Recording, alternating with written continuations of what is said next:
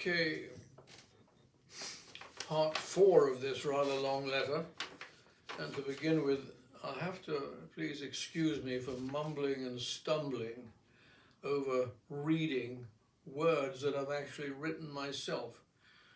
But I'm not a very good reader, and my diction is also not very good. So part 4 is all about how do we bring in draconian changes which will help make our world a safer and better place. Well, the first thing it says is let's have a bonfire of the isms. Conservatism, liberalism, socialism, communism, nihilism, totalitarianism. Why?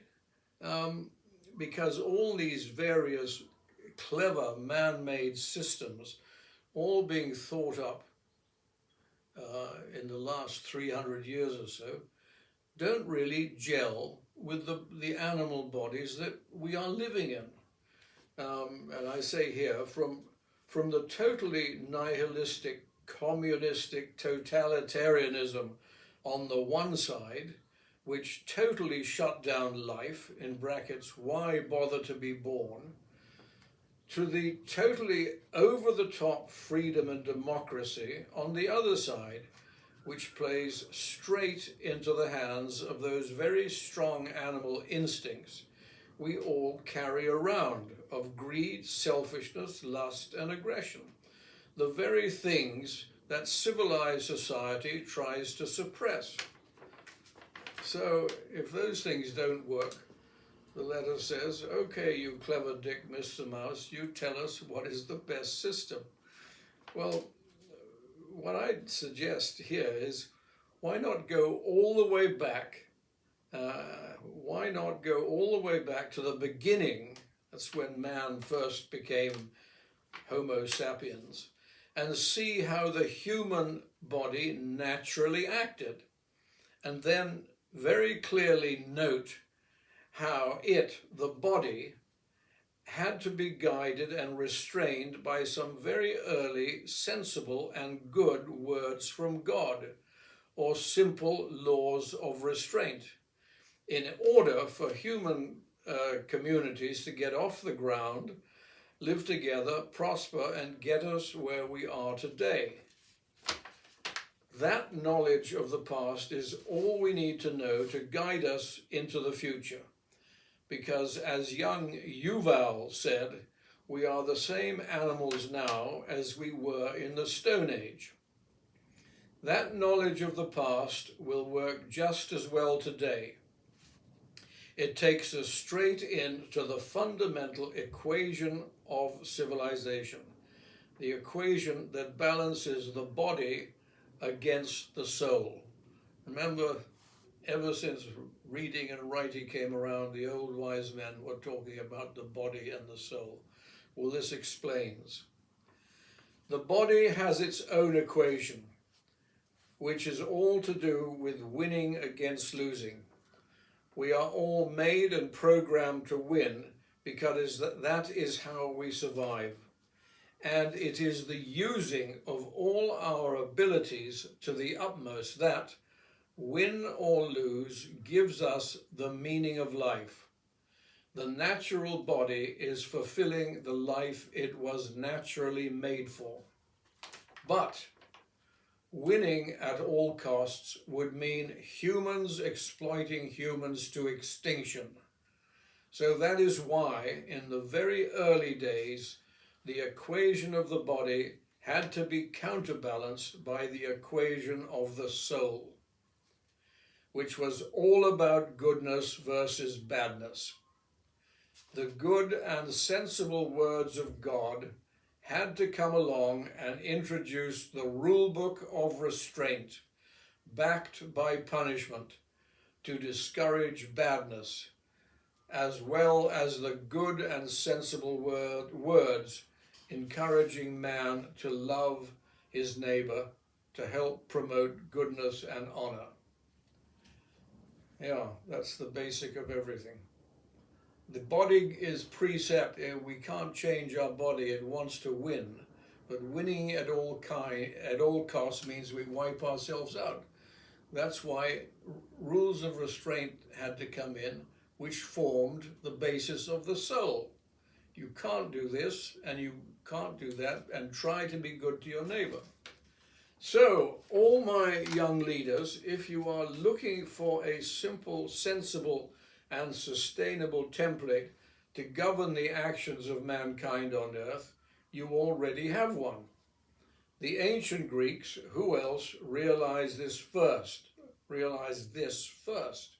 with their two main philosophies. Arete, encouraging everyone to maximize their own virtues and talents, to win and gain full meaning out of their lives, which had to be achieved within philotimo, that was the other philosophy, or the rule book of the soul, which was all to do with restraint, goodness, and honor for the sake of others. If you lost your honor, you lost everything. The only addition needed for modern times is to add the needs of the environment onto the basic rule book of the soul, which we are just beginning to do.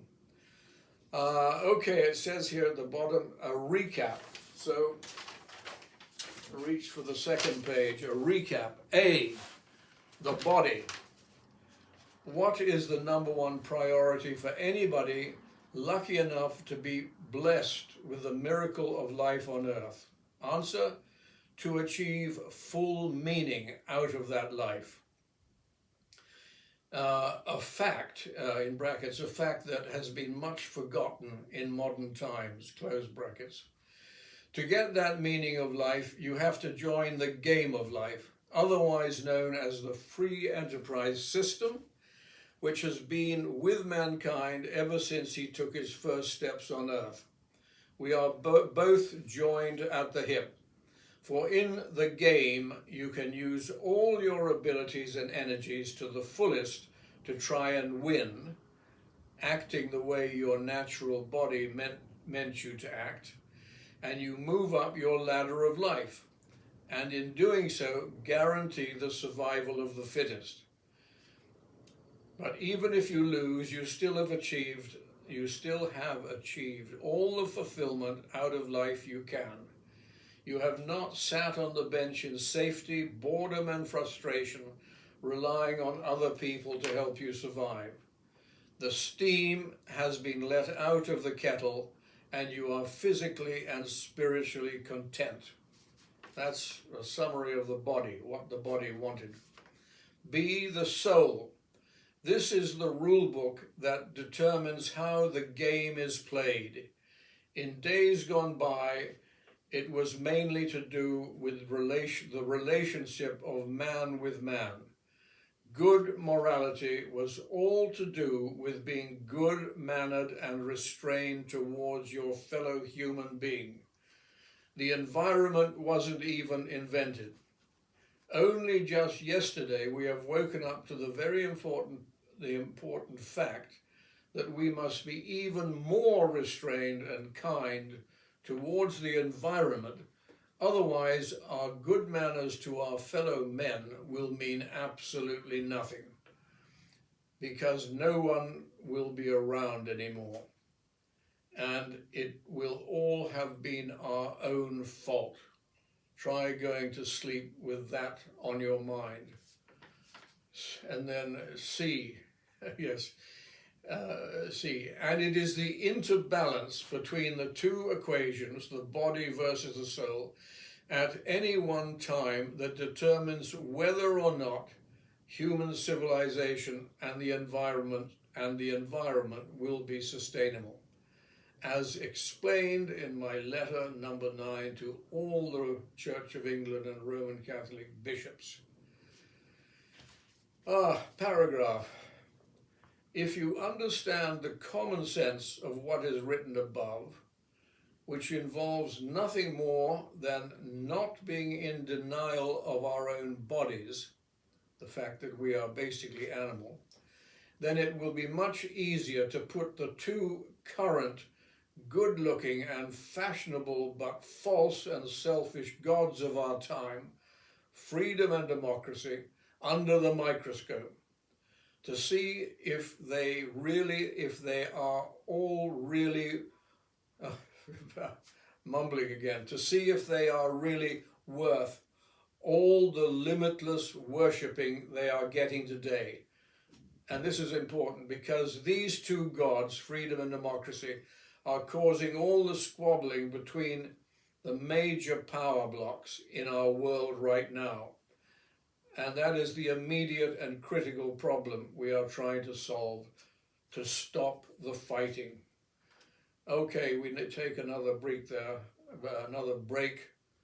before we get on to look at freedom and democracy in more detail. Okay, hope we'll survive for the next one.